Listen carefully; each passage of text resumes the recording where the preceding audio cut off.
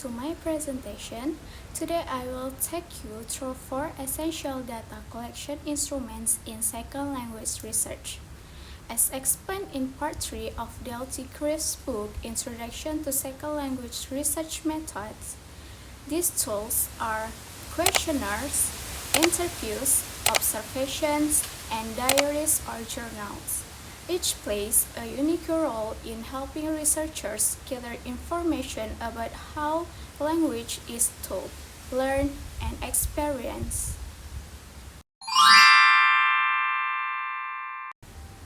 Let's begin with questionnaires, one of the most common tools used in language research. A questionnaire is a written set of questions answered by participants. It helps researchers collect self-report data from a large number of people quickly and efficiently. There are 2 types of questions. First, close-ended, like multiple choice or Likert scales, provide quantitative data. Second, open-ended, such as why do you enjoy English class? Give us qualitative insight. Criff reminds us that questionnaires must be clear, avoid confusing or vague language, valid. The questions should measure what you actually want to investigate, reliable. If repeated, the result should be consistent. Questionnaires are great for collecting broad trends, for example, how motivated students are, or how often they practice English outside the classroom. But remember, questionnaires only show what participants are willing to report, and sometimes that's not the full picture.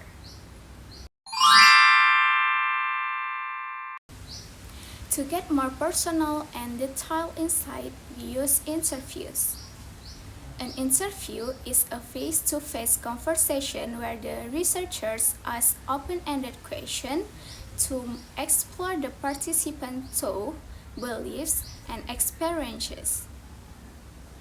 Criff explains 3 types of interviews. First, structured. Same question, same order. Second, semi-structured. Guided questions with flexibility to explore. Third, unstructured, more like a natural conversation. Most language research use semi-structured interviews because they offer balance, consistency across interviews, but also room for deeper exploration. Before the interview, researchers must prepare an interview guide, consent forms, a quiet, respectful setting. The analysis involves transcribing the conversation and identifying themes or patterns.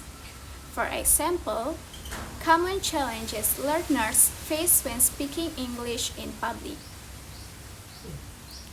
Criff emphasized the importance of listening carefully and not influencing the participants' answers.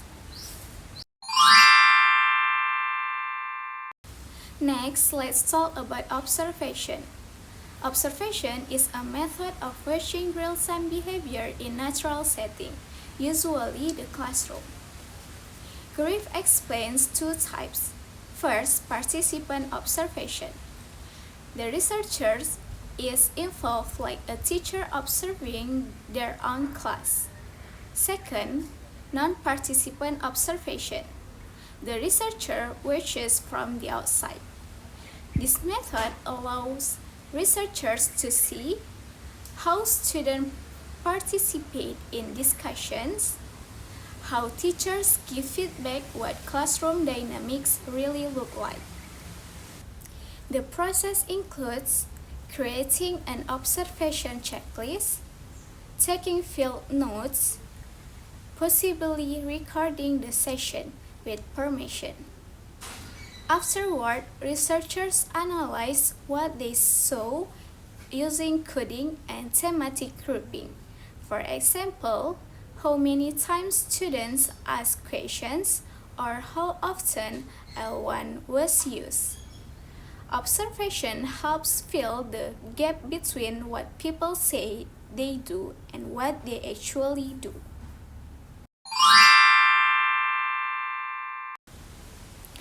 Lastly, we have diaries and journals, powerful tools for capturing personal reflections over time. Participants write about their learning experiences regularly, daily, or weekly in their own words. Grief highlights several benefits: reveal emotion, self-process, and growth. Provides longitudinal data insight into change over time. Encourages learners self-awareness. The researchers must provide clear instructions, reflective probes like what did you learn this week or what frustrates you today, assurance of privacy and confidentiality. After collecting entries, researchers analyze them qualitatively, reading through, coding, and identifying themes such as motivation, anxiety, or learning strategies. So theory data is highly personal and authentic. It depends on the participant writing ability and consistency.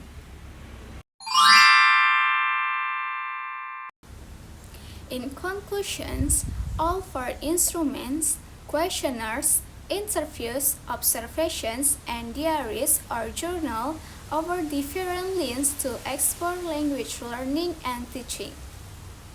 Questionnaires provide word trends and measurable results. Interviews give in-depth understanding and personal stories. Observations reveal classroom behavior as it happens. Diaries share the learner's voice over time. Daily Grief's work reminds us that no single tool is perfect. The best researchers match the instrument to the research question and often combine several tools to build a more complete picture. Thank you for listening, and I hope this overview helps you understand how to use data collection instruments effectively in your own research. The last I say, wassalamualaikum warahmatullahi wabarakatuh.